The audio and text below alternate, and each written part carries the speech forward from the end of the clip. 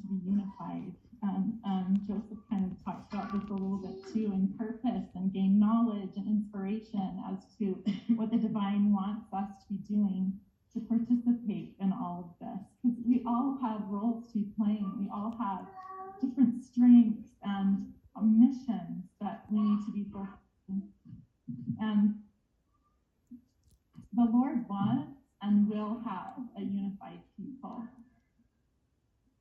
There is incredible power in unity, and Satan knows it too. He is the great imitator, not just the great deceiver, but the great imitator. You'll notice some of the things that he will imitate of truth that isn't. Like, in fact, I want to invite you, this is kind of an invitation, right? Because we want to progress and get better, but there's a talk from James E. Faust called The Great Imitator, and it was actually given in October 1987, I think. So I was, 17?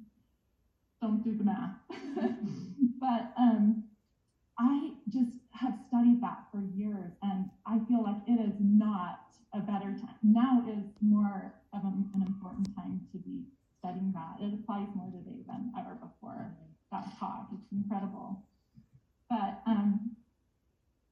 so I thought about the Tower of Babel incident and how the people there were unified in wickedness. They were building a tower and unified. And so Satan, he knows the power of unity too in wickedness, just like, the Savior knows the power, and we know the power of being unified in righteousness. So, but the Lord, what did he do? He changed their languages, which caused a division, right? They were no longer able to communicate to build the tower.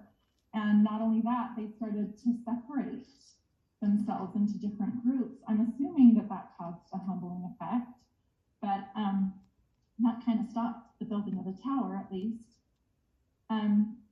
So I just have a little example of the power of unity.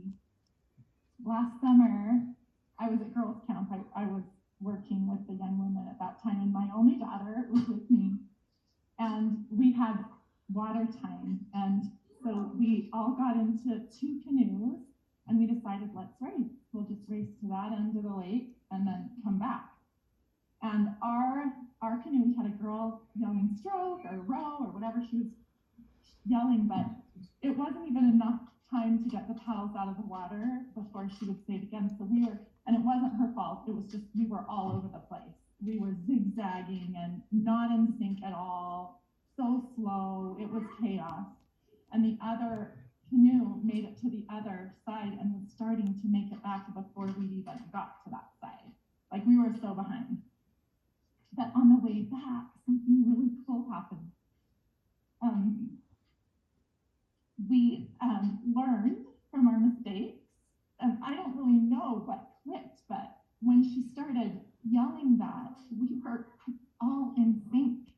And the incredible power of that and the way that felt, it was like we were moving so fast through the water. And every time you put in your paddle, you knew you were doing something and contributing, but the force forward was so much greater than what effort I was putting in. And it was a really powerful feeling of unity. And we ended up beating the other boat who'd been in front of us. Like, that's how fast we were, and they were looking at us stunned. We were just like so focused and had the same goal, and got to the end. And afterwards at the fireside, campfire, that evening, the young women president said, "What happened to you guys? Like, we want you to talk about it." It ended up being a great discussion for the young women because we all felt it. Well, at least the ones in our boat felt it, and it was powerful. And I think the Lord wants us to experience that. He wants us to have that and to be unified. That's the way our marriages should